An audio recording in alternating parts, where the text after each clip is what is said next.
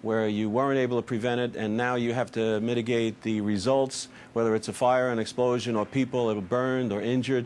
So the firefighters really are the true first responders throughout the nation, the volunteered and the career firefighters. All right, Commissioner, hang on with us because I do want to talk to you about those September 11th tapes that are being released this morning. We're waiting to hear those. At the same time, we're watching this unfolding situation and passengers getting off the plane at this point. Psychologist Alan Lipman joins us now as well. Look, in this day and age, Alan, you know that there are a lot of people who get to the airports. They've got a long line to wait in to check baggage they otherwise would not have checked. They're going through these intense security screening procedures, and then they get on the plane. Talk a little bit about how pressure has changed in the years since 9/11 happened. Well, the pressure has absolutely changed, and what's amazing about it, Contessa, is that each time we reach a new level, orange alerts, not being able to bring things through security, another event occurs and raises the bar. So even when people set their expectations to a higher level, the level jumps up again. And let me tell you, Contessa, expectations are key. If you know that you're going to the airport and you're going to wait for an hour, it is an entirely different ballgame with regard to frustration than if you are counting the minutes, not knowing how long the wait is going to be. And I think people right now are dealing with shifting expectations, and it's hard. All right, we're seeing the shaky chopper shot just coming into us right now. This is Boston's Logan Airport. All these people climbing down these stairs were passengers who thought they were going to Washington, D.C. 182 of them on this flight from London.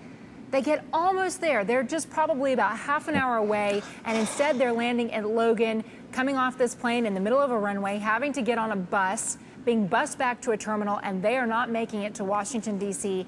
anytime soon. Talk about frustration, huh, Alan? Changed plans, changed lives, increased fear, lack of knowledge. I mean, this is such a combustible combination that I'm surprised we don't have more incidents. I've been following this over the last 48 hours, and I'll tell you something, Contessa. It is actually amazing, and I mean this in all truth, how well people are handling this situation, how much people are pulling together. People's meetings, people's relationships are being affected by this. It's a moving target by the moment. And for the most part, people are realizing we're in it together and they're pulling together. But my God, it's hard. Let me just update our viewers right now. Again, we're watching Logan Airport. I've just received new information. This coming to us from Pete Williams, who's saying that a federal official told him United 923 landed without incident after a disturbance on board that involved one passenger. We received another report that it was 3 passengers. There are also conflicting reports within the government at this point about whether the pilot requested a fighter escort, a fighter jet to escort him, and whether that escort was actually given. But apparently at this point, investigators don't have a lot of concern about this flight. However, they are deboarding the plane, as you can see. 182 passengers coming off that plane. And again, it's hard for me to see because the shot is far away, but I haven't seen anyone carrying off carry-ons, any sort of briefcases, duffel bags, even purses. I haven't seen at this point myself.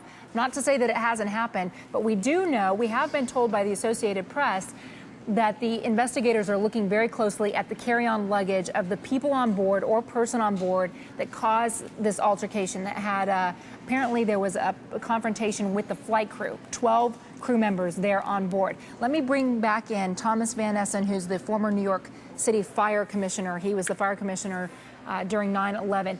Do you think now we are safer? We're seeing these kinds of situations happen because people are more proactive about security, Commissioner?